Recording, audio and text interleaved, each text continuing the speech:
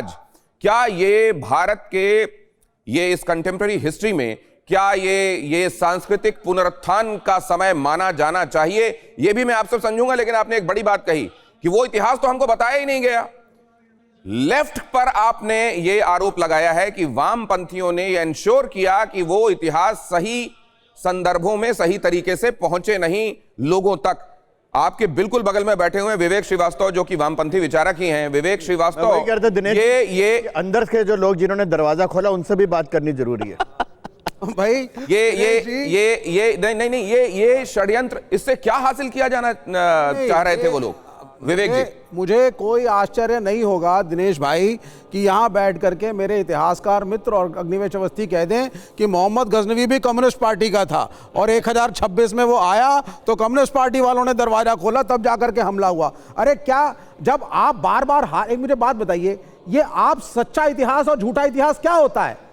जब वो आ रही है उसकी सेना और मंदिर पे आक्रमण बार बार कर रही है, कभी किसी की कभी किसी की, आपके राजा नहीं रोक पा रहे हैं, तो आप किस ग्लोरी में आप रहना चाहते हैं? मैं बताऊं, मैं नहीं कह रहा, एक मिनट, मैं नहीं कह रहा कि किसी मंदिर मस्जिद को तोड़ना सही है, वो अलग विषय है, लेकिन जो इतिहास है वो तो इतिहास है ना। आप इतिहास को सही तरीके से प्रस्तुत करिए। और ये क्या कर रहे हैं प्राइम मिनिस्टर? ये प्राइम मिनिस्टर पॉलिटिक्स कर रहे हैं। आपको भगवान शिव की ज्यादा आराधना करनी है, आप जाइए, लीजिए ना संन्यास। नेहरू जी ने तो पॉलिटिक्स नहीं की थी ना विवेक? बिल्कुल सही किया था, नेहरू जी ने बिल्कुल सही किया था। के एम मुंशी को भी रोका था। सरदार पटेल की मंशा थी कि सोमनाथ का मंदिर बने। अब बाद में चले आइए, राहुल गांधी गए, गैर हिंदू रजिस्टर में साइन करके आए, उन्होंने तो नहीं किया ना सियासत। There is nothing wrong in going to Somnath, कोई नहीं कह रहा, आप जाइए, आप पूजा करिए, लेकिन हिंदू मेजॉरिटेरियनिज्म करना इस मुल्क की सेकुलर इथॉस के लिए डेंजरस है, ये नेहरू ने कहा था, और आज प्राइम मिनिस्टर वही कर रहे हैं। He should learn from Nehru and he is not learning. अच्छा, आपने एक बात कही कि ये झूठा सच्चा इतिहास क्या होता है। अगर झूठा सच्चा इतिहास नहीं होता है तो आज आप क्यों एलाइज करते हैं कि इतिहास को बदलने की कोशिश की जा रही है? नहीं, इसके इतिहास को इसलिए बदलने की कोशिश की जा रही है क्योंकि इतिहास को सेलेक्टिवली ये एक ग्लोरिफाइड हिंदू पास दिखाना चाहते हैं, जो कि एक समय के बाद आया बात दूसरे कल्चर्स भी आए। ग्लोरीफाइड, यही तो आरोप है अपनी जयसी का कि ग्लोरीफाइड इतिहास से भारत को आपको हमेशा परेशानी रही है, संकट रहा है, और इसीलिए वो इससे हटा दिए गए जहां भारत विजेता के तौर पर दिखाई देता है। बड़ी अच्छी बात है। तो टीवी 9 के मशहूर एंकर दिनेश गौतम कहना चाहते हैं अंग्रेज इस मुल्क में कभी था ही नहीं। वो कहना चाहते हैं मुगलों की सल्तनत कभी थी ही नहीं। अरे भाई, लोग आए, लोग रहे, मिक्स कल्चर हुआ, इमिग्रेशंस हुए, कल्चरल एक्सचेंजेस हुए, सूफीज़्म आया। आपको समस्या, आपको भारत की ग्लोरी से क्या समस्या? मेरा सवाल तो ये है ना, आप तमाम विशेषण जोड़कर ये जो बातें कह रहे हैं, मेरा तो सवाल ये था कि असल में आपको भारत की ग्लोरी से ग्लोरीफाई करके दिखाया जा रहा है। ग्लोरी को ग्लोरीफाई करके नहीं दिखाएंगे तो कैसे दिखाएंगे? Mughal architecture is also the glory of India. Taj Mahal वो भी इस देश की विरासत है। मुझे लगता है आप ही से वो स्क्रिप्ट ले गए होंगे जवाहरलाल नेहरू, जहां जाकर उन्होंने ललित कला अकेडमी में कहा था कि मुझे दक्षिण के मंदिरों में कॉरिडोर में जाकर डिप्रेशन होता है, ताजमहल के सामने खड़े होकर खुशी। मुझे लगता है आप ही ने स्क्रिप्ट दी होगी उनको। लेकिन पहले अपनी जैसी दिनेश, यही मैंने बात यहीं से शुरू की थी कि ये उस संघर्ष को इनको मुगल सल्तनत नहीं, लुटेरों की सल्तनत थी। वो लुटेरे आकर के राज कर रहे थे यहाँ पर, जो आज भी कई जगह हो सकता कर रहे हो कहीं। वो लुटेरे थे, कोई मुगल मुरार्क नहीं थे। वो कोई मुट्ठी भर लेके आए थे, वहां से भगाए हुए थे, वहां पे आज उनको कोई पहचानता तक नहीं है। यहाँ पे आप उनके मकबरे बना करके उनके समाधियां बना रहे हैं यहाँ पे उनकी। तो ये महत्वपूर्ण है कि भारतवर्ष ने वो जिसने आते गए वहां से लूटते गए, लूट के जाते रहे, ये ठीक है। और फिर भी यहाँ पे सल्तनत करके बैठ गए। बीच में नहीं बोला था आपके, इसीलिए कहते हैं कि हिंदू तो सहिष्णु होना चाहिए, मार जाए कोई पिट लो उससे, ये पढ़ाना चाहते हैं। ये हम ये एक बड़ा सवाल है। देखिए, कल भी आ रहा हूं दिनेश जी, आपके पास आ रहा हूं। ये एक बड़ा सवाल है जो आप कह रहे हैं, मार जाए कोई। तो गांधी जी तो यही कहते थे कि बाएं वाले में कोई मारे तो दायां आगे कर दो। तो ये जो नाराजगी इस समय हम देख रहे हैं कि चल रही है कि उस समय नेहरू जी ने क्या किया था, और उनकी चिट्ठियों में ये क्यों था कि मत जाएं वो लोग जो सरकार से जुड़े हुए हैं, राष्ट्रपति कम से कम वहां ना जाएं, और इसको बहुत भव्य तरीके से। नहीं, एक चीज मैं आपसे जानना चाहता हूं अवनीश जी कि क्या असल में जो नाराजगी है वो नेहरू से नहीं गांधी जी से है क्या? क्योंकि वहां तो ये जो मोशन है ये अडॉप्ट कर लिया गया था, ये कैबिनेट ने पास कर दिया था इसको, और कैबिनेट ने कहा था ठीक है सरकारी खर्चे से बनाया जाए। गांधी जी ने मना कर दिया था कि ये नहीं होना चाहिए। ऐसा है कि सरदार पटेल ने कहा वहां पर कि 1 पैसा भी सरकारी खर्च नहीं होगा इसमें, और ये प्रमाण है इस बात का कि सारा खर्चा जो है जनता के चंदे से आया। पहली बात। दूसरी बात, ये एक सिर्फ सोमनाथ मंदिर का सवाल नहीं है।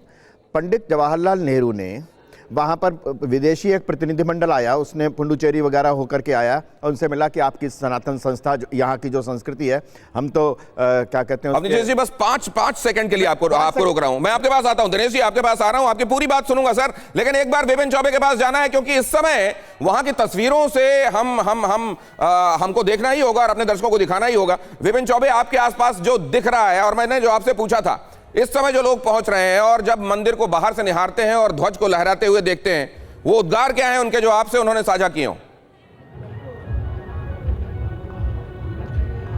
देखिए, सबसे पहले मैं आपसे दर्शकों के बीच में जो तस्वीरें हैं उससे बाधक नहीं बनना चाहूंगा। सबसे पहले उस शौर्य और उस पराक्रम को दिखाते हुए 108 की तस्वीरें फुल फ्रेम में आगे आगे चलेंगे, क्योंकि ये उनकी याद में है। ना सिर्फ जो मंदिर अपनी आस्था के अटूट विश्वास के 1000 वर्ष के पर्व को मना रहा है, इसके अलावा वो लोग जिन्होंने अपनी शहादत दी, वो नहीं भागे, वो नहीं छोड़कर गए।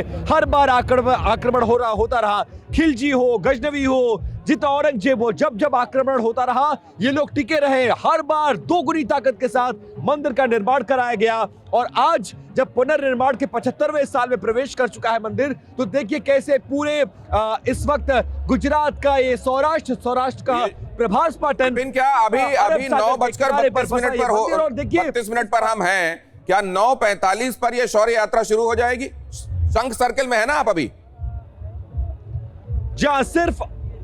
जी बिल्कुल, हम उसी रूट पर हैं। लगभग 2 किलोमीटर लंबा रूट है ये दिनेश, और इसी रास्ते से प्रधानमंत्री को बाएं तरफ से आना है, और ये तमाम घोड़े उनके स्वागत में आगे आगे चलेंगे।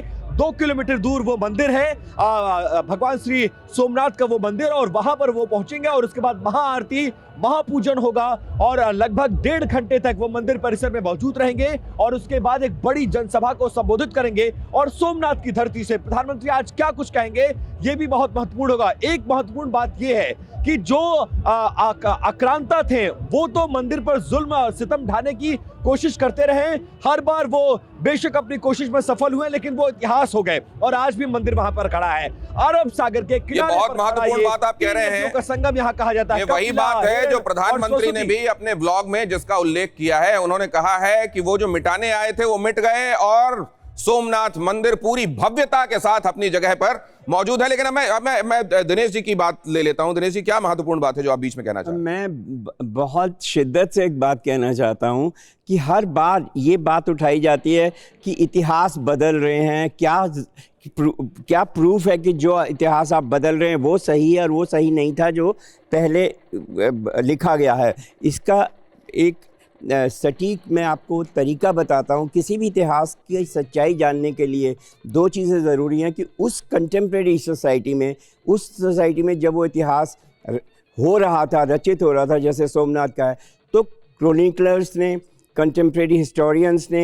उस समय के बुद्धिजीवियों ने, उस समय के लेखकों ने उसके विषय में क्या लिखा है। अगर 2 या उससे अधिक लेखक या क्रोनिकलर्स उसके लिए एक ही चीज़ कहते हैं तो इसका मतलब वो इतिहास सही है, नंबर 1। दूसरी बात यह है कि 40 राउज़ एवेन्यू में प्रधानमंत्री जी ने के द्वारा आयोजित एक कार्यक्रम था जिसमें 40 से ज़्यादा इतिहासकार बुलाए गए थे टू रीराइट द हिस्ट्री।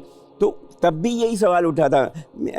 मेरी किताब है विभाजन और हत्या, उसमें मैंने परिप्रेक्ष्य में ये पूरी तरह समझाने की कोशिश की है कि क्यों इतिहास, कौन सा इतिहास सच्चा है और कौन सा झूठा है, इसका जो टेस्ट है वो कैसे करना है। अभी नहीं समझ में आएगा विवेक जी को।